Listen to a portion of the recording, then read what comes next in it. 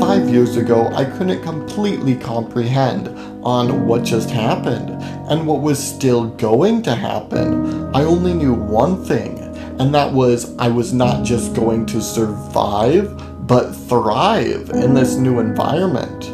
This round pen is where it all happened. It never used to look this beautiful. It used to be a pit of dirt, a place to train horses, and now an area full of life, a place to lose yourself in nature. I was naive to the world of disabilities. I had the stereotypical view of what society and the media tries to tell us, of how the disabled are physically, sexually, and mentally limited. I soon discovered the real truth about the capabilities of the disabled, and I am ashamed of how society and the media tries to portray us. My name is Alex Plasky, and on Friday the 13th of July, 2012, my life forever changed. I had an accident involving a horse, and I became a quadriplegic because of a spinal cord injury. Because of this trauma, I have learned things that an individual wouldn't typically go through. I have acquired transcendency, and I plan to use this knowledge not just to break down those stereotypical views, but to show how to appreciate and how to enjoy life no matter what situation we are in. Before my accident, I participated in wrestling, soccer, and even track and field, and I could independently do pretty much anything I wanted. And then shortly after my accident, I had to learn to rely on the help of others to do simple tasks like feeding and brushing my teeth to more complicated activities like transfers. But I didn't give up. I went through some extensive therapy. Initially, this one doctor had told me that I wasn't going to regain any more function than what I already had. And I could barely move a muscle. The lowest muscle I could move was my neck, which took more effort than any wrestling match I had ever done in the past. In the course of 2 years, I was able to regain not just my shoulders, but my biceps too.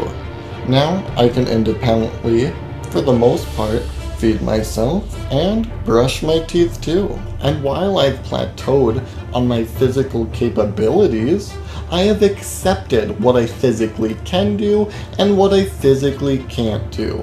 But this won't stop my self-development. No, there are many areas in life that we all can improve on that are not physically related. But we tend to make a lot of excuses. I'm not smart enough to have that job. I'm not beautiful enough to be with that person. I'm not whatever.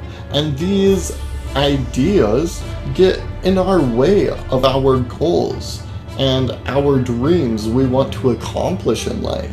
At the same time, I do understand there are constant threats that we have to deal with on a day-to-day basis. As a quadriplegic, I have those threats too that threaten my health and safety. Sure, they might not be the same as yours, but they're still threats. Luckily, I live in Minnesota, and healthcare isn't as bad as an issue as it could be. But there are still people that work for the government that see me as a number, a very expensive number, trying to seek out ways to help me as least as possible. Regardless, I fight for a bright future, so one day I am successful enough not to worry about this issue, and that I can financially support myself independently with a good supporting job.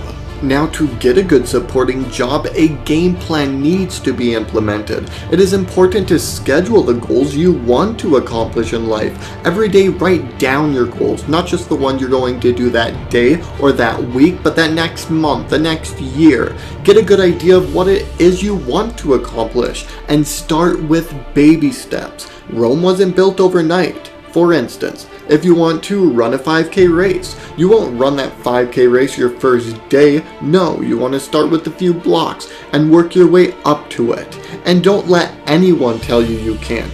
I wasn't supposed to use my arms. and was expected to live on a ventilator the rest of my life. Fight for what you want, set realistic goals, be kind, and don't settle.